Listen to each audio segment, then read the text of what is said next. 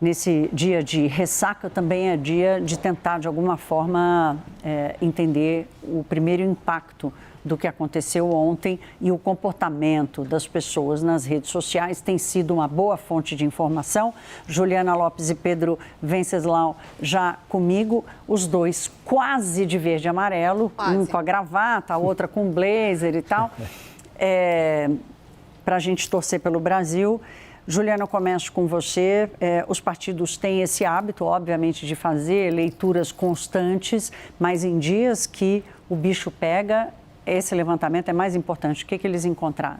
Vamos lá para o PT, né? Fazendo esse monitoramento, a gente lembra sempre que é uma análise e um diagnóstico inicial, né? A gente preliminar, né? Preliminar, precisa entender exatamente como é que esse assunto vai engajar ou não quem está ali nas redes sociais. Mas nesse primeiro momento, o que o PT diagnosticou de alguma forma?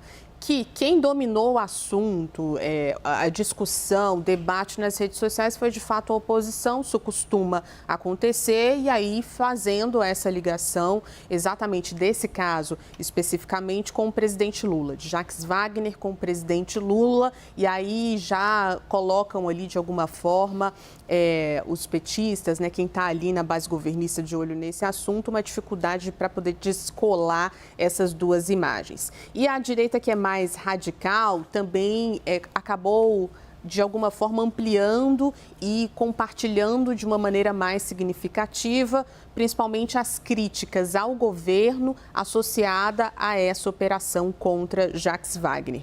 Qual é a preocupação da base governista, quem está de olho ali, inclusive nas eleições, fazendo monitoramento nas redes sociais?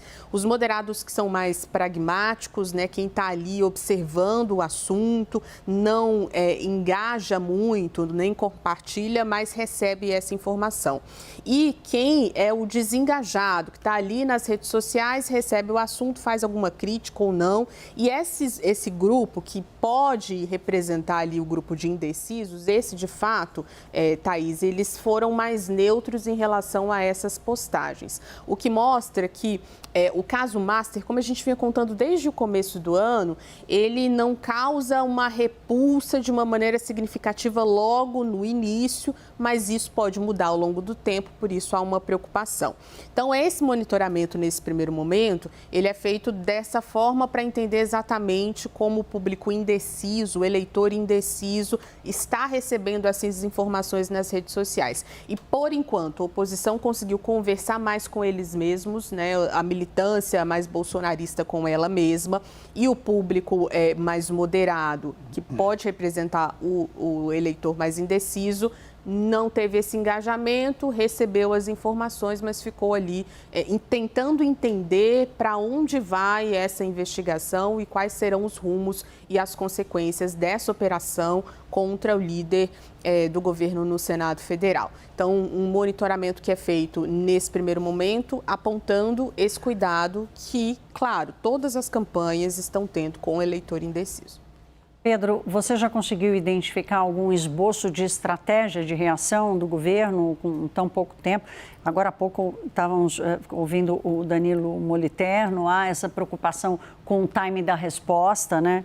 Se demora quanto, porque afinal de contas, quem deu a primeira resposta ontem foi o próprio senador, quando ele decide ir à TV Bandeirantes em Salvador e dar aquela entrevista sem consultar ninguém, provavelmente sem ter consultado até um advogado. Ele diz lá, olha, o presidente Lula fez questão de me ligar, ele acabou quase que comprometendo o presidente Lula em apoiá-lo, né? Isso tudo fez parte desse primeiro movimento de resposta? Olha, os petistas próximos ao presidente Lula dizem que ele tem uma dificuldade enorme em demitir, sempre teve. Não somente os amigos e aliados, mas qualquer correligionário, por conta da experiência que ele teve de ter sido preso, segundo na versão dos petistas, injustamente. E essa dificuldade é maior ainda no caso do Jacques Wagner, como você mencionou agora há pouco, um amigo de 50 anos, um quadro histórico do Partido dos Trabalhadores. Então, o que acontece? Eles estão criando um ambiente de pressão muito grande em várias frentes diferentes para que o Jacques Wagner tome ele próprio a iniciativa de pedir essa renúncia e, de preferência, que isso aconteça agora até segunda-feira. É um momento que o Congresso está meio esvaziado, então não há nenhuma sessão importante marcada, estamos chegando perto das festas juninas, mas tem uma agenda importante, como mencionou o Danilo Moliterno. Então são várias frentes atuando, tentando convencer o Jacques Wagner. Tem a parte da comunicação, o pessoal ligado ao Sidônio, que está muito preocupado com o reflexo disso, porque o Jacques Wagner traz a crise para dentro do Palácio do Planalto. Dito isso, também há uma ala do Palácio do Planalto que já vislumbra o pós-Jacques Wagner, olhando para frente. E essa ala avalia que seria um momento ou uma oportunidade do presidente Lula escolher um líder do Centrão, um nome do PSD, por exemplo, alguém como Otto Alencar ou alguém do MDB, porque esse diálogo ficaria mais fluido com o Davi Alcolumbre, presidente da Casa.